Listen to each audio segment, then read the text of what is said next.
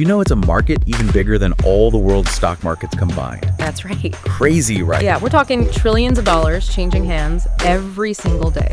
Trillions. Every single day. It's fast-paced and it's global. And the best part, you can be a part of it. You don't need a fancy finance degree to get started either. Nope, not at all. Today we're going to break down Forex trading fundamentals so you can understand how it all works, and then, you can start thinking about whether it's something you want to try. Perfect. Okay, so Forex is about trading currencies. But how does that work exactly? It's not like I'm physically swapping dollars for euros at one of those little kiosks, right? Not quite. We trade currencies in pairs. Think of it like a seesaw. Okay. One currency goes up, the other goes down. You're always buying one currency and simultaneously selling another. So if I think the euro is going to go up against the dollar, I'd buy the euro and sell the dollar. Exactly. A common pair is what we call euros USD. So that's where the euro is the base currency, and the US dollar is what we call the quote currency. The quote tells you how much of the quote currency you need to buy one unit of the base currency. Got it. So if EURUSD is trading at, let's say, 1.15, that means 1 euro costs 1.15 US dollars. That's it. And it's important to remember that not all currency pairs are the same. Some are considered major pairs, like USD or USD-JPY. These are traded a lot, heavily traded. They tend to be more stable too. Okay. Others are what we call minor pairs or exotic pairs. They can be more volatile. Hold on, volatile. What does that mean? And why should I care? Volatility just refers to how much the price fluctuates. A currency pair experiences that. High volatility means that the prices can change really quickly. So there are opportunities for bigger profits, but obviously also greater risks. Low volatility pairs, those tend to move a little slower and have smaller price swings. So if I'm someone who likes a little more risk, I might look at those volatile pairs. Yeah. But if I'm more cautious, I'd stick with the major pairs. Yeah, that's a good way to think about it. It all comes down to your risk tolerance, which is something we'll talk more about later. Now, you mentioned that Forex is this massive global market. Right. Who are the major players? Am I trading against huge banks and these big institutions? You are. The Forex market is a really diverse ecosystem. You've got central banks like the Federal Reserve or the European Central Bank, which, they influence the values of currencies by setting interest rates. And then there are commercial banks that handle these large transactions. And of course, we've got individual traders like yourself. Wow. It's amazing to think I could be trading in the same market as these financial giants. But realistically, how do I get involved? I mean, how does an individual like me actually get involved? Well, you'll need to choose a trading platform. It acts as your command center for all your trade activities. There are tons of different options out there. So it's important to choose one that is secure, user-friendly, and offers the features that you need, like charting tools, real-time quotes, and, a way to actually execute orders. So it's like choosing your spaceship before you embark on this Forex adventure. I'm guessing I also need a skilled pilot to guide me through all this, right? Exactly. You'll need to choose a reputable broker who'll execute your trades. Just make sure your broker is regulated and has a good track record. They're basically your link to the market. Platform and broker, check. Right. Now, how do I actually set up a trading account? It's usually a very straightforward process. You'll provide some personal information, verify your identity, of course, and then you choose an account type, one that, matches your level of experience and the amount of money that you want to trade with. Okay, got it. So I'm all set up, logged into my platform, ready to trade. But wait, it's like I'm looking at a foreign language. All these numbers and symbols. Ah, yes, the language of Forex. Quote, they may seem a bit cryptic at first, but they're really quite simple once you understand what they mean. Okay, let's decode them. What is a quote actually telling me? Let's take the GBP-JPY pair as an example. A typical quote might look like this. GBP-JPY equals 150.50/150.55. The first number, 150.50, that's the bid price. It's basically the price at which you can sell 1 British pound for Japanese yen. So if I wanted to trade my pounds for yen, that's the price I'd get. Exactly. Now, the second number, 150.55, that's the ask price. Okay. Or the price at which you can buy 1 British pound for Japanese yen. Got it. And you'll notice that the ask price is always slightly higher than the bid price. Interesting. So there's a built-in difference between buying and selling. Is that important? Absolutely. That difference is called the spread. And it basically represents the cost of making the transaction. It's essentially how brokers make their money. So the spread is like a tiny little commission I'm paying on every trade. That's a good way to put it. Understanding the spread is super important because it affects your potential profit. I'm starting to see how it all fits together. But how do I know when to buy or sell a currency pair? Yeah, It's not like I'm just throwing darts at a board here, right? definitely not. That's where Forex analysis comes in. There are two main approaches, technical analysis Okay. and fundamental analysis. Ooh, two paths to Forex wisdom. What's the difference? Technical analysis involves studying charts and patterns to try to predict future price movements. It's all based on historical data, like you're looking for clues in the market's past behavior. I'm basically becoming like a Forex detective. You got it. Technical analysts use different types of charts, Okay. like line charts or candlestick charts, Right. to visualize price fluctuations over time and identify potential trends. They also look for recurring patterns, like the head and shoulders pattern, which can suggest a potential reversal in price direction. Wow. It's like deciphering a secret code. But what about fundamental analysis? Is that more about understanding like the big picture? Exactly. Fundamental analysis looks at the economic and political factors that can influence currency values. So things like interest rates. Interest rates, inflation, GDP, political stability, all of that. All these things can create ripples in the market. So if I keep up with global news, I might be able to anticipate those big currency swings. Exactly. For example, let's say a country unexpectedly raises interest rates. That could make its currency more attractive to investors, leading to an increase in its value. Okay, I see how understanding these fundamental factors can give me an edge. This is getting exciting, but let's be real for a second. Trading can be pretty nerve-wracking, Yeah, right? There's real money involved here. you're absolutely right. And that's why understanding trading psychology is just as important as mastering technical and fundamental analysis. Our emotions can seriously affect our trading decisions. Yeah. Fear can make us miss out on great opportunities. Greed can make us hold on to losing positions for way too long. And FOMO, that fear of missing out, can make us jump into trades without thinking things through. Ugh, I can already see those emotions getting in my way. How do I become a more disciplined trader? How do I, tame those inner demons? Self-awareness is key. Recognize those emotional impulses when they come up. That's the first step. From there, establishing a clear trading plan can help you stay focused and avoid impulsive decisions. We'll talk more about trading plans and risk management later, but for now, just remember, your emotions can be your greatest asset or your worst enemy. Okay, knowledge is power and self-awareness is key. This is a lot to process, but I'm starting to see the potential here. I'm curious to learn more about risk management and how to avoid making those costly mistakes. That's a great transition into our next topic. Before you jump into trading, you need to understand how to manage risk effectively. It's all about protecting your capital and minimizing potential losses. Okay, risk management. It sounds a little, intimidating, but I know it's super important. So where do we even begin? Well, a good place to start is understanding stop-loss orders. Think of them like a safety net. They can really help you limit your potential losses on a trade. You mentioned those earlier, right? They sound like a must-have tool for any trader. But how do they actually work? It's pretty straightforward. A stop-loss order is basically an instruction that you give to your broker to automatically close your trade if the price moves against you, by a certain amount. Think of it as setting a predetermined exit point to prevent those further losses if the trade doesn't go the way you planned. Okay, so if I'm buying a currency pair and I set a stop-loss order, it will automatically sell if the price drops below a certain level. Exactly. And the opposite is true too. If you're selling a currency pair and the price rises above a certain level, your stop-loss order will automatically buy to close the trade. So it's like having a guardian angel watching over my trades, making sure things don't get out of hand. That's a great way to think about it. But remember, you need to be smart about setting your stop-loss levels. Setting them too tight might result in your trade being closed too early. But setting them too loose could lead to bigger losses than you need to take. How do I find that sweet spot? Is there like a magic formula for setting the perfect stop-loss level? Unfortunately, no. There's no one-size-fits-all answer. The ideal stop-loss level depends on a bunch of factors, like your risk tolerance, the volatility of the currency pair you're trading, and your overall trading strategy. So it's more of an art than a science. Experience plays a big role, I'm guessing. For sure. As you gain experience, you'll develop a better feel for setting those appropriate stop-loss levels. But here's a tip for beginners. Consider placing your stop-loss order just below a recent support level if you're buying. or just above a recent resistance level if you're selling. Resistance and support levels. They sound familiar, but can you remind me what they are? Of course. Support and resistance levels are basically price points on a chart where the price of a currency pair has struggled to break through historically.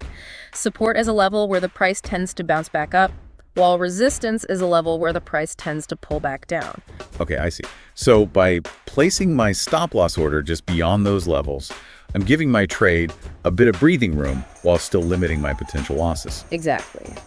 And as you get more comfortable with technical analysis, you can start using other indicators and strategies to refine your stop loss placement even more. This is starting to click. But risk management is about more than just these stop loss orders, right? What other techniques should I know about? Another crucial aspect is something we call position sizing, which just means how much of your capital you allocate to each trade. Remember, even with a solid trading strategy and well-placed stop-loss orders, you can still lose. Right, I know I'm not going to win every trade. That's unrealistic. Exactly. So it's super important to determine how much you're comfortable risking on each trade to avoid, blowing up your entire account if things go wrong. Okay, don't put all my eggs in one basket. Got it. Yeah. But how do I actually figure out the right position size for each trade? Well, a common rule of thumb is to risk no more than 1-2% of your total account balance on any single trade. So if I have a $10,000 account, I shouldn't risk more than $100, $200 on one trade. Exactly. By following that rule, you make sure that even if you have a series of losing trades, it won't wipe out all your capital. That makes a lot of sense. It's about playing the long game and protecting my investment. Are there any other risk management techniques that I should be aware of? Absolutely. Diversification is another important one. Just like in regular investing, it's usually not a good idea to put all your money into just one asset, and the same is true for Forex trading. So instead of betting everything on one currency pair, I should spread my risk across multiple pairs. Exactly. By diversifying your trades, you reduce the impact of any one trade going against you. Okay, diversification, position sizing, stop loss orders. I'm starting to feel like I have a decent risk management toolkit now. That's great.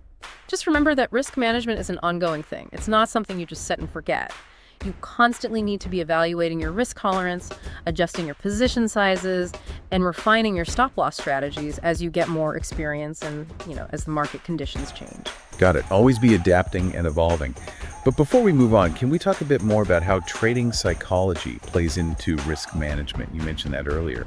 Sure. As we said before, emotions like fear and greed can really lead to those impulsive trading decisions that can mess up even the best plans. Yeah, I can see how fear might make me close a trade too soon, or greed might make me hold on to a losing trade for way too long. Exactly. And those knee-jerk reactions can lead to poor risk management, which means ultimately losses.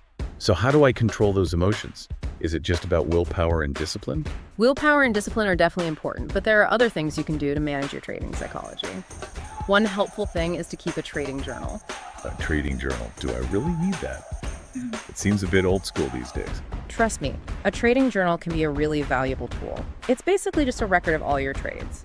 It includes the currency pairs that you traded, your entry and exit points, your profit or loss, and most importantly, your reasoning for each trade and how you were feeling at the time. Okay, I'm starting to see how that could be helpful. By keeping track of all my trades, I can see my progress, notice patterns in my behavior, and see if my emotions are affecting my decisions. Exactly.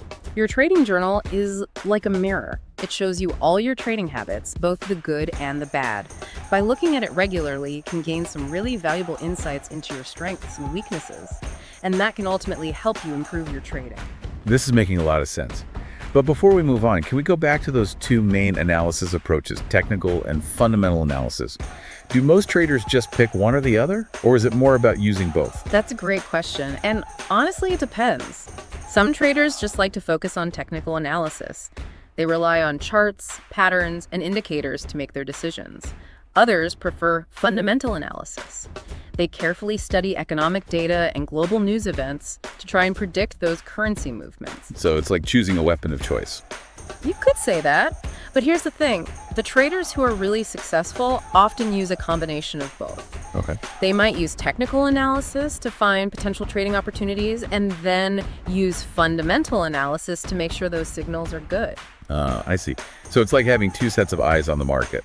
One set is looking at the past and present through charts, and the other set is looking at the bigger economic and political picture. Exactly. By combining technical and fundamental analysis, you get a much more complete view of the market, which can help you make better trading decisions. This is starting to feel really strategic and, I don't know, empowering. Like I'm putting together a puzzle using all these different pieces of information to get a clearer picture of what's going on in Forex. That's a great way to put it.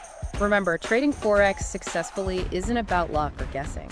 It's about truly understanding the market, improving your analytical skills, and mastering those emotions. Got it. Knowledge, skill, and emotional control. The trifecta of Forex success. With all this talk about analysis and strategy, are there any tools or resources out there that can help me along the way? Absolutely. There are tons of great resources, both online and offline. Look for reputable websites, forums, books, and courses that cover all the basics of Forex. Things like technical and fundamental analysis, risk management, and trading psychology. So it's about building my Forex knowledge base and finding a community where I can learn and share ideas with others. Exactly. And don't forget about practice. Most brokers offer these things called demo accounts. They let you trade with virtual money in a real-time market environment. So it's like a Forex training ground where I can test my skills, try different strategies, and get comfortable with the trading platform without risking my actual money. Precisely. It's a great way to gain experience and build confidence before you start trading live. This is all very encouraging. I'm feeling really inspired to keep learning about Forex. But before we wrap up, do you have any final words of advice for a newbie trader like me? Sure. The most important thing is to remember that trading Forex is a journey. It's not a destination. All right. There will be good times and bad times, wins and losses. Don't let the setbacks get you down. Learn from your mistakes, keep at it, and never stop learning. Got it. Embrace the challenges and keep going. Any other pearls of wisdom? Be patient. Don't expect to get rich overnight. Okay. Forex trading takes time and dedication. Focus on improving your skills, refining your strategies, and building that knowledge base. The profits will come eventually. Slow and steady wins the race. I can do that. Anything else you want to add? One last thing. Choose your battles wisely. There are so many different currency pairs you can trade. Each one has its own unique characteristics and volatility levels. Don't feel like you have to trade them all. Just focus on a few pairs that match your risk tolerance and trading style. Okay, quality over quantity. So before we move on to those specific pairs, can we just do a quick recap of the key takeaways from today's deep dive? Just to make sure I've got it all. Absolutely. Let's review those essential points, the things you really need to remember as you start exploring the world of Forex trading. Okay, recap time. Let's do it. What are those must-remember points as I start, venturing into the Forex world? The first one is that Forex is open to everyone. Really, you don't have to let the fancy terminology or the scale of the market intimidate you. With the right information and the right approach, anyone can participate in this market, even profit from it. It's exciting. Right. It's like any new skill you learn, right? You got to put in the time and the effort, but anyone can do it. Exactly. The second thing is the power of using both technical and fundamental analysis. Technical analysis helps you find those potential trading opportunities. You study the charts, the patterns, all of that. And fundamental analysis helps you confirm those signals by looking at the bigger picture, to the economic and political stuff. Right. It's like having two different views of the market. Right. One's focused on what the price is doing right now historically. Yep. And the other's focused on the forces that are actually moving those currencies around. Exactly. And the third takeaway, a really important one, is trading psychology and risk management. You've got to keep your emotions in check. They can really be your worst enemy when it comes to trading. So develop that discipline, stick to the plan, and always protect your capital. Discipline, strategy, caution. Those are the keys to success, right? You got it. And don't forget practice. Those demo accounts are amazing for testing your skills, experimenting, and getting used to the platform without risking real money. My Forex training ground. I can mess up and learn without losing my shirt. Yeah. That takes the pressure off. Exactly. And choosing the right currency pairs is important. You don't have to trade everything out there. Start with a few pairs that you're comfortable with, something that matches your risk tolerance. Some popular pairs for newbies are EUR USD, GBP USD, and USD JPY. They're generally more liquid and less volatile compared to some of those more exotic pairs. Got it. I'm adding them to my watch list right now. They're like the gateway to Forex, right? Yeah. But are there any pairs I should avoid as a beginner? As a rule of thumb, it's best to steer clear of the super volatile pairs, at least until you get more experience under your belt. Those pairs, sure, they can bring big wins, but the risk of big losses is also much higher. Right. Maybe I'll skip trading the Russian ruble for now. Probably a wise move for a new trader. You can explore those later as you gain more knowledge and experience. Well, this deep dive into Forex trading has been incredible. I've learned so much. I'm really excited to continue learning more. It's been great going through all this with you. Remember, Forex is always changing, so keep that curiosity going, keep learning, and never stop exploring. Absolutely. And to our listener, we hope you've enjoyed this deep dive as much as we have. Now that you have a good understanding of the basics, what currency pair will you explore first? Maybe one of those major pairs we talked about. URUSD, something a bit more exotic. Whatever you choose, remember that this is just the beginning of your Forex journey. There's a whole world out there to discover. So stay curious, keep learning, and most importantly, have fun with it.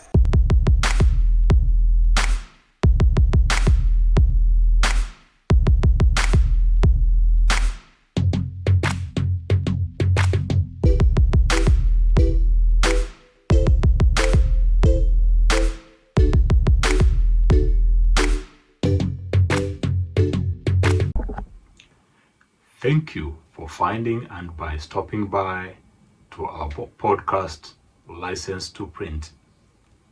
You've just listened to our very first episode, Intro to Forex. I hope you enjoyed and you've learned something new. And please, don't be a stranger. If you want to hear more of content of the same, please subscribe to our channel. And whenever we post, you'll get a notification. Thank you.